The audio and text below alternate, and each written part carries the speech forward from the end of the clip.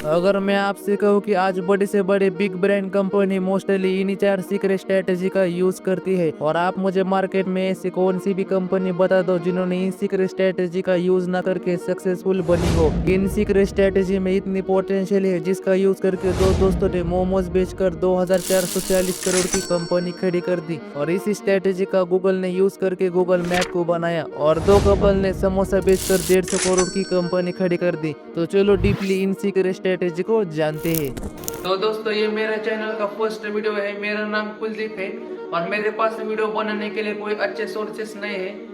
मैं voice over और editing मेरे 10,000 के मोबाइल से ही करता हूँ। तो मैं आपको ये क्यों बता रहा हूँ, क्योंकि I still promise you I am deliver a best content for you. I hope you are supporting, guys. Let's create a strong community with KM content. So let's begin and start now. Lights off and start video. तो पहले मैं आपको story बताता हूँ और फिर बाद में आपको स्ट्रेटेजी बताऊंगा, तो इससे आप बेहतर समझ पाएंगे। हाँ, और एक बात हमेशा याद रखना कि कोई भी बिग ब्रांड शुरुआत में एक स्मॉल स्टार्टअप, स्मॉल बिजनेस ही होता है, और फिर बाद में वो बिग ब्रांड कंपनी में कन्वर्ट होता है। ये मैं वीडियो एंड होने से पहले प्रूव कर दूंगा। तो इस स्ट्रेटेजी का यूज करके सागर और विनोद ने केवल 30,000 इन्वेस्टमेंट करके 2440 करोड़ की कंपनी खड़ी कर दी। तो सागर और विनोद ये दोनों अच्छे दोस्त थे और उन्हें मोमोज खाना बहुत पसंद था। वो हर रोज मोमोज खाते थे। तो उन्हें एक दिन ऐसे ही पता चला कि Indian food industry 3.71 lakh crore की है और उसमें से सिर्फ 36% फूड ऑर्गेनाइज्ड है। और उन्हें ये भी पता चला कि मोमोज तो हर किसी को पसंद है और हर कोई बेच रहा है, पर ठेले लगाकर रास्ते के बाजू में, इसमें कोई बिग ब्रांड नहीं है, मतलब नो कॉम्पिटिटर्स। तो यहाँ से ही उनके दिमाग में वाव मोमोज की आइडिया आती है और वो दोनों एक टेस्टी मोमोज बनाना सीखते हैं, वो भी 20 अलग अलग डिशेस फ्लेवर में, और वो अपना आउटलेट मॉल में खोलते हैं। क्योंकि उन्हें पता था वो भी अगर रास्ते के बाजू में ठेले लगाकर बेचेंगे तो वो अनप्रोफेशनल लगेगा और वो आगे नहीं जा पाएंगे, इसलिए वो मॉल में आउटलेट खोलते हैं। क्योंकि वो दोनों ये बात अच्छे से जानते थे कि मॉल में मैकडोनल्ड्स, डोमिनोज जैसे बिग ब्रांड थे, मगर उनकी प्राइस बहुत हाई थी और वो सब फास्ट फूड थे, और उनके वाव मोमोज की प्राइस ओनली 90 रुपीज़ थी, वो भी एक हेल्दी फूड था।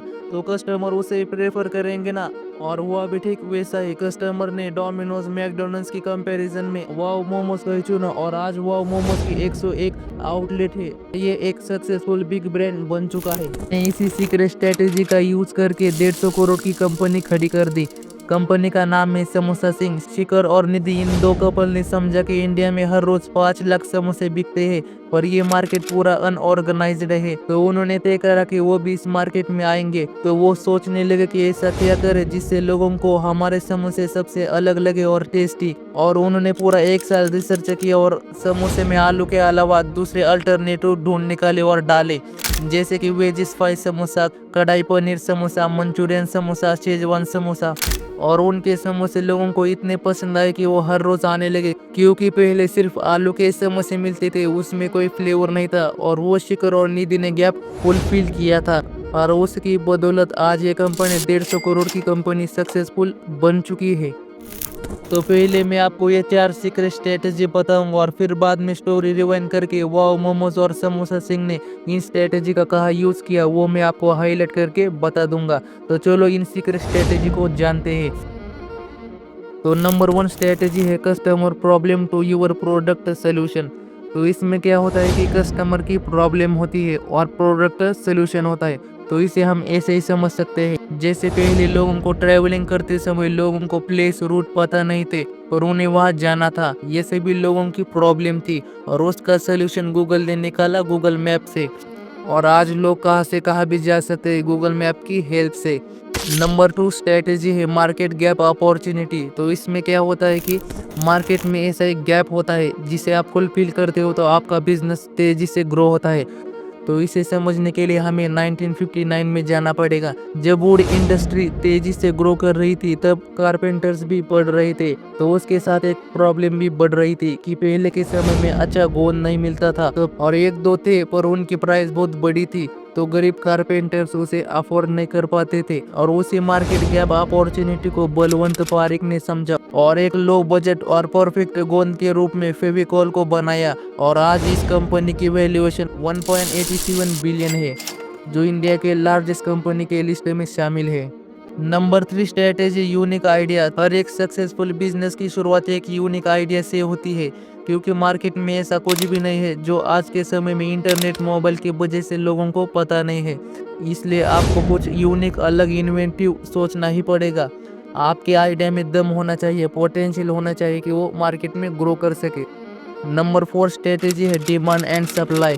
ये स्ट्रेटेजी बहुत इंपॉर्टेंट है, क्योंकि अगर आपने मार्केट गैप को समझा, कस्टमर प्रॉब्लम को समझा और यूनिक आइडिया भी सोचा और स्टिल आपने प्रोडक्ट बनाया पर उस चीज़ का मार्केट में डिमांड ही नहीं है, तो आपका बिजनेस फेल हो जाएगा। इसलिए डिमांड एंड सप्लाई को जानिए, जिस चीज़ की डिमांड है वही मार्केट में लाइए, तो इससे आपका बिजनेस तेजी से ग्रो होगा।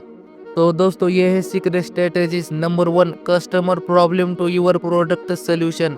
Number 2 market gap opportunity unique idea.